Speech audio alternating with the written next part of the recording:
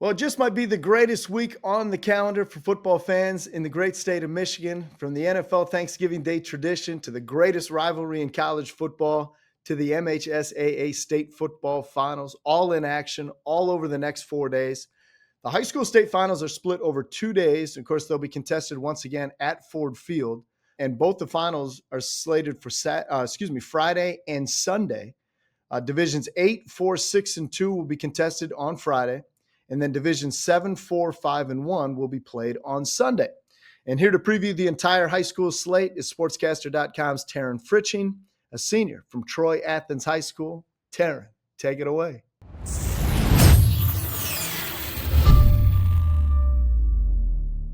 Hello, everyone. This is Taryn Fritzsching for Sportscaster.com, and today we are going to be covering all 8 divisions of the MHSAA State Championship games, which are on Friday, November 28th, and on Sunday, November 30th. It is sure to be 2 wonderful days of great football being held at Ford Field in Detroit, Michigan, and I'm here to cover it all. So to start off, I will be starting off with Division 8. Hudson, who is 13-0, going up against Harbor Beach, who's also 13-0. The last state championship for Hudson was in 2021, and this will be their 6th appearance, and they are 2-3 all time in the state championship games.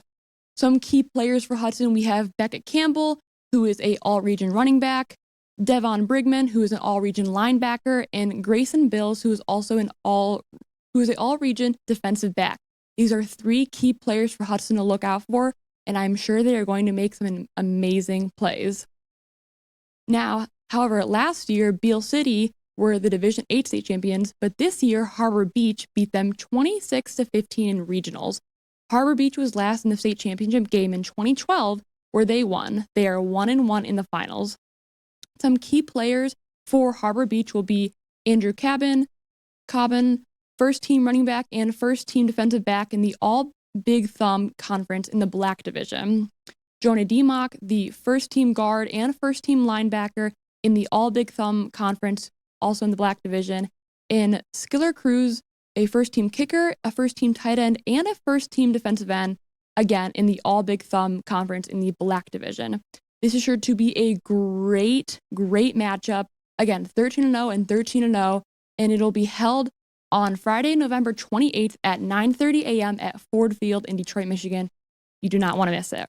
Now, heading on D7, we have Schoolcraft, who is 11-2, going up against Menominee, who is 13-0. Last time Schoolcraft was in the state championship, it was in 2001, and they beat McBain in the D6 state championship 26-8. They are 3-3 all time, and last week, Schoolcraft was not expected to win at all to multiple media sources, and yet they came out on top. With Schoolcraft, some key players are Brody Epple, who is a defensive end and a tight end, and has received offers from Adrian and Albion. And also we have Jack DeVries, who's only a junior, and he has a lot of time to develop, and he will be great to look at when watching Schoolcraft. And then last time Menominee was in the state championship game was in 2023, where they lost to a now D6 team, who we will cover soon, Jackson Lumen Christi, and they are 3-3 all time. Some key players to look out for is Tanner Therakoff and Dawson Bardowski. They had that connection the last game to help Menominee take the lead again. That was a crazy game last week. And then who had the game sealing interception, Maverick Janice, that kind of sealed it all for Menominee to go to the state championship game. That game is Sunday, November 30th at 9:30 a.m.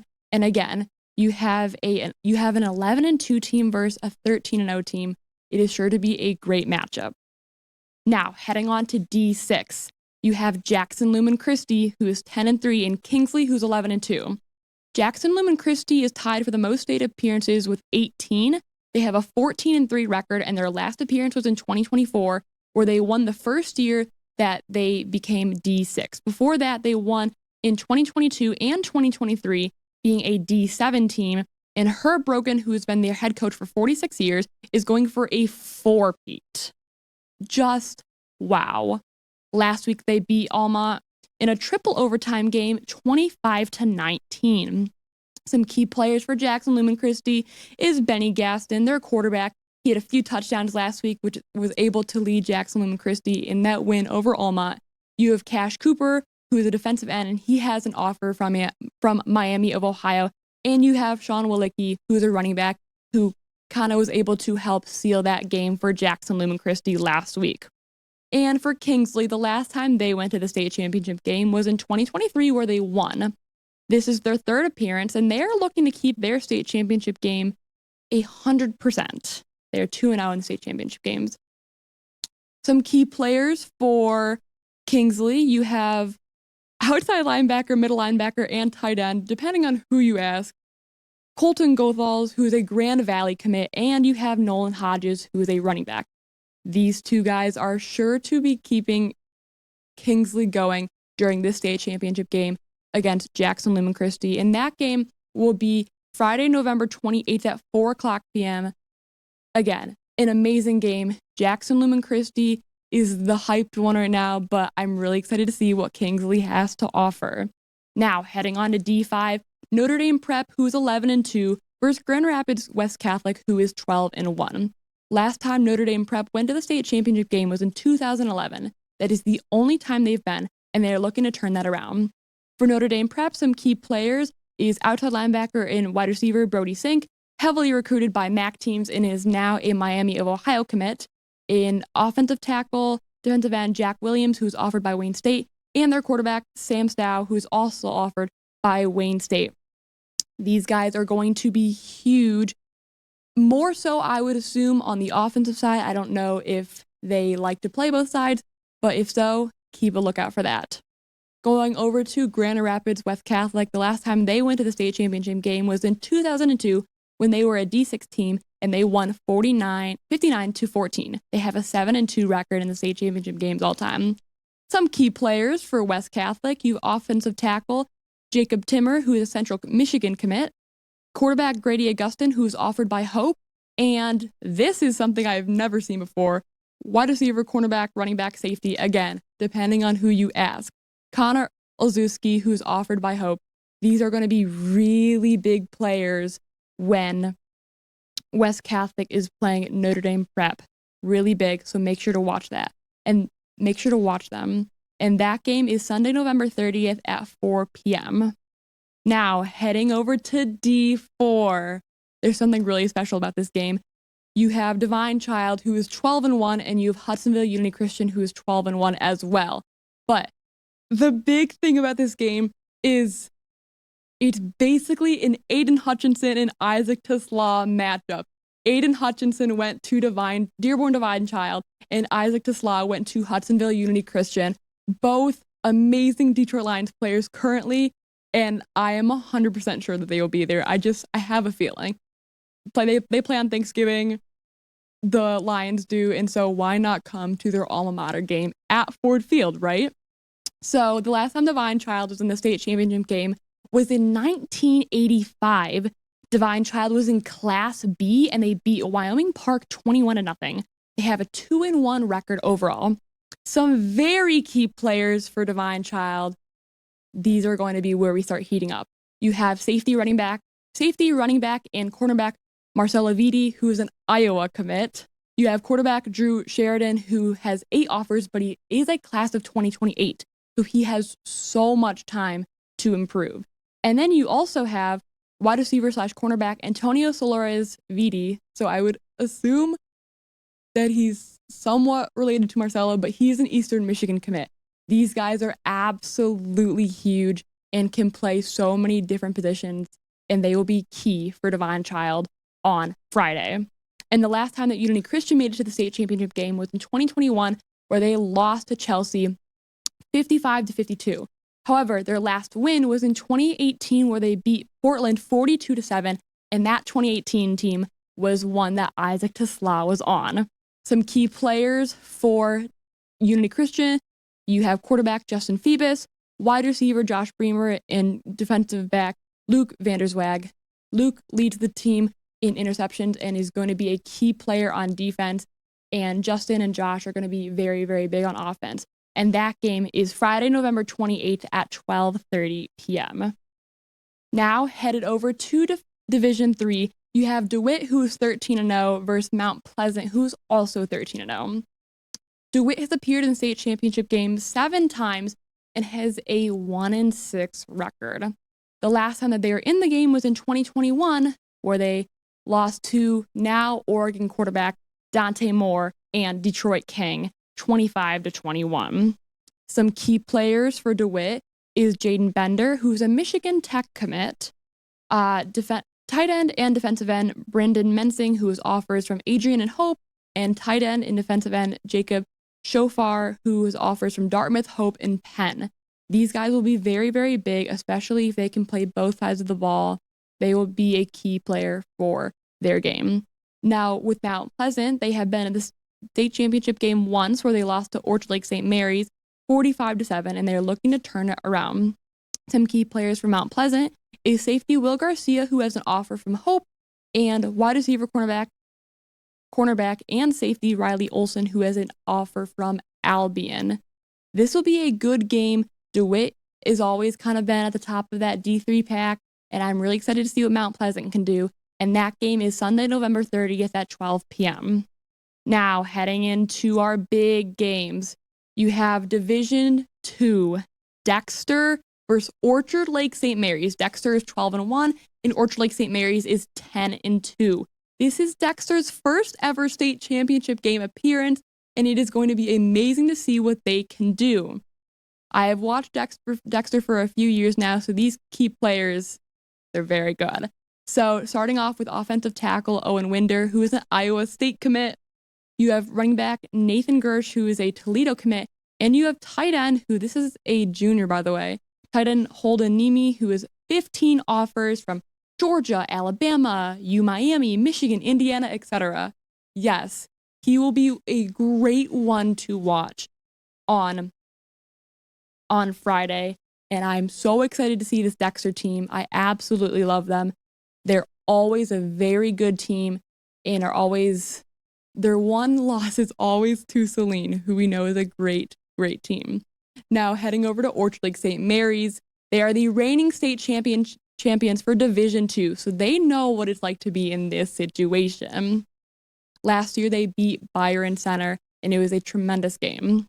Some key players for St. Mary's are running back / safety Kamari Patterson, who is a Western Michigan commit, and Kamari Patterson is an absolute beast. Absolutely love him. And then, don't get it messed up. Quarterback Javen Gonzalez, yes, he is Jermaine Gonzalez's son, but Javen Gonzalez knows what it's like to pass the ball, to run the ball. He's a great mobile quarterback, and he has 7 offers.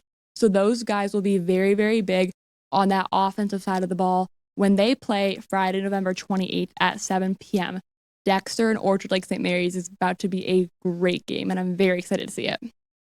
And now to Division 1. Detroit Cass Tech, 13-0. Detroit Catholic Central, 13-0. This is going to be a tremendous game, and I'm so glad that the bracket ended up this way, because Cass Tech are the reigning Division 1 state champs. But last year, how the bracket worked out was Cass Tech beat Catholic Central in the semifinals last year, 17-14, and it was a tremendous game in the freezing cold, but at least Ford Field has that roof, so now we can get a little bit of warmth. So last time Cass Tech went to the state finals was obviously last year, and they beat Hudsonville 42-20. They are 4-1 all time in that state championship game. So some key players for the Cass Tech Technicians.